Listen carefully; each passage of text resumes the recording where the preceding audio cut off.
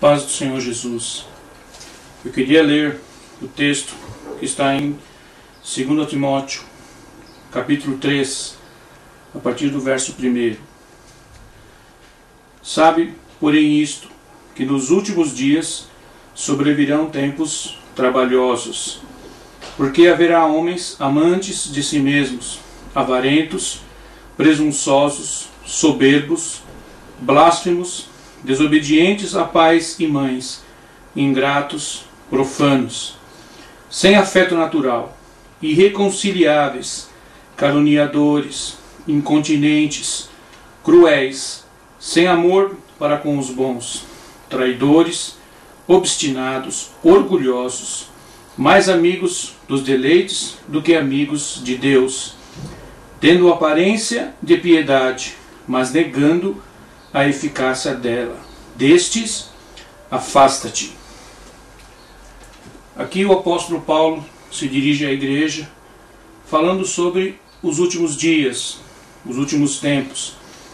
E ele diz que uma das características principais dos últimos dias, e a gente entende últimos dias como a proximidade da parousia, da volta do Senhor Jesus.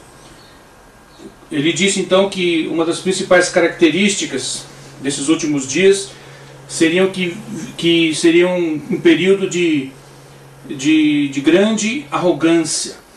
É exatamente isso que ele quer dizer. Sobrevirão tempos trabalhosos. Aqui a palavra grega usada, que foi traduzida por esse termo trabalhosos, é a palavra chalepos, que significa selvagens, cruéis, tempos de muita ferocidade. O termo trabalhosos amenizou um pouco aquilo que o apóstolo Paulo realmente quis dizer.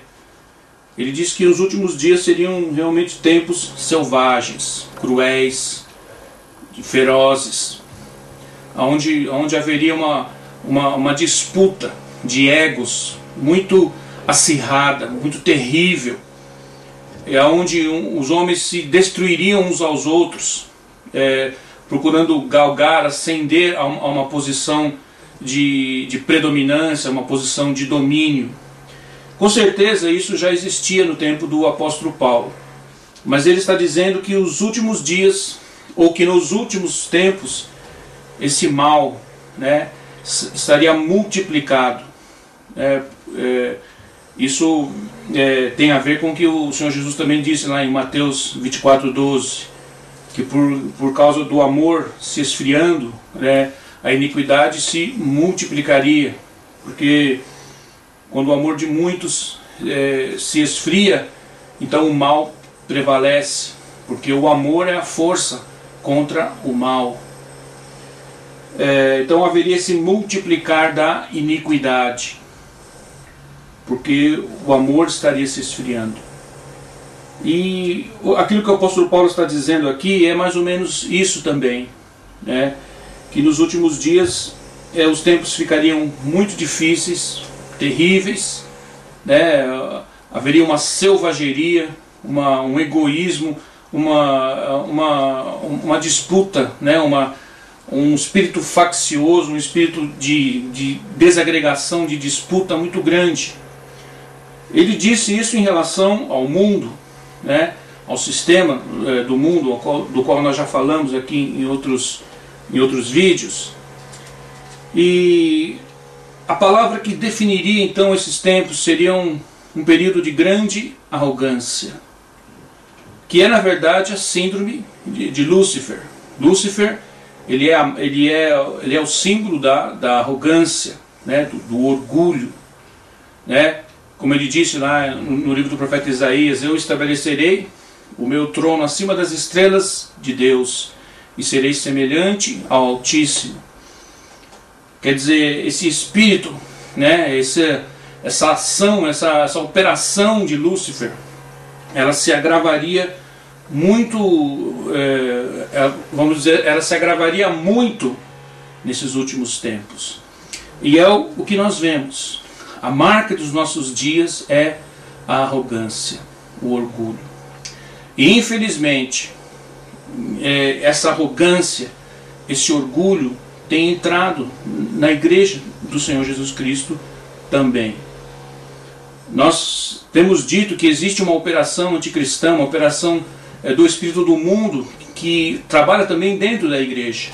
E com certeza essa operação do mundo, essa operação anticristã, traz essa fortaleza de orgulho, de arrogância para dentro da igreja. Por isso nós vemos muitos líderes, muitos homens que estão na liderança da igreja, homens escolhidos por Deus, homens chamados por Deus, até mesmo ungidos por Deus, mas que têm sido contaminados por essa grande arrogância, por esse grande orgulho. Então nós temos visto esse orgulho muitas vezes operando dentro da própria igreja, através de líderes arrogantes, orgulhosos, que eles têm parece que uma necessidade muito grande de se autoafirmarem diante das pessoas. Muitas vezes eles, no púlpito, na hora da mensagem, da sua pregação, muitas vezes eles abandonam a pregação do Evangelho e fazem um simples discurso de autoafirmação. Eles ficam se defendendo, eles ficam se vangloriando, eles ficam testemunhando excessivamente a respeito dos seus dons, a respeito das suas vitórias, e muitas vezes deixam de pregar a palavra de Deus pura e simplesmente, deixam de pregar o Evangelho puro e simples para as almas, e ficam simplesmente usando o tempo da sua ministração, o tempo da sua pregação, para se auto-vangloriar, ou muitas vezes para se defender. Muitas vezes os líderes estão passando por algum período de perseguição institucional, então muitas vezes, em vez de pregar o Evangelho, eles ficam simplesmente se defendendo. Isto é um sinal do quê? De orgulho, de arrogância. Eu queria atentar para o que diz aqui o verso 5. É um verso muito pouco compreendido, mas dentro desse contexto, daquilo que o apóstolo Paulo está falando, é muito fácil interpretar. Aqui diz: tendo aparência de piedade, mas negando a eficácia dela. Destes, afasta-te. Na verdade, estes homens orgulhosos, arrogantes, que estão dentro da igreja, eles muitas vezes parecem que eles têm uma ótima intenção naquilo que fazem. Muitas vezes eles são chamados de pessoas que têm um temperamento forte, né? Ou muitas vezes eles são chamados daqueles que têm uma liderança natural. Mas veja bem, meu irmão, minha irmã, Deus não se interessa por isso. Deus não usa esse tipo de tendência natural na sua obra. A obra de Deus é uma obra espiritual, ela não é humana. Ela não é realizada pela vontade humana. Então muitas vezes esses homens, eles são desculpados pela sua arrogância, porque as pessoas dizem: mas ele é assim mesmo, é a sua característica, é o seu temperamento. Mas ele está fazendo uma coisa muito boa, ele está levando essa obra. É o que muitos dizem. Isso é o que eu chamo de aparência de piedade. Então são homens que parecem que têm uma ótima intenção, mesmo sendo tão arrogantes, tão orgulhosos, tão dominadores, tão manipuladores. Eles parecem que são desculpados porque eles têm uma ótima intenção. Mas o apóstolo Paulo diz que eles negam a eficácia dessa virtude, dessa piedade. Por quê? Porque, embora tendo aparência de piedade, eles negam a eficácia dela. Quer dizer, eles não acreditam no poder da humildade, da rendição, da entrega. Eles só acreditam no poder da força, no poder da manipulação, do domínio pessoal sobre as pessoas, sobre a igreja. Por isso que eles têm apenas uma aparência de piedade. Até mesmo falam de humildade, falam de piedade, mas eles não vivem essa verdade. Eles não acreditam no poder da humildade, no poder da renúncia. Eles nunca ficam calados, eles nunca sofrem a afronta sem responder à altura, sem se vingar, sem se defender veementemente. Então eles negam a eficácia da humildade, negam a eficácia da piedade, da renúncia. Eles acreditam no poder, como eu disse antes, da força, da imposição do eu, da imposição de sua própria vontade.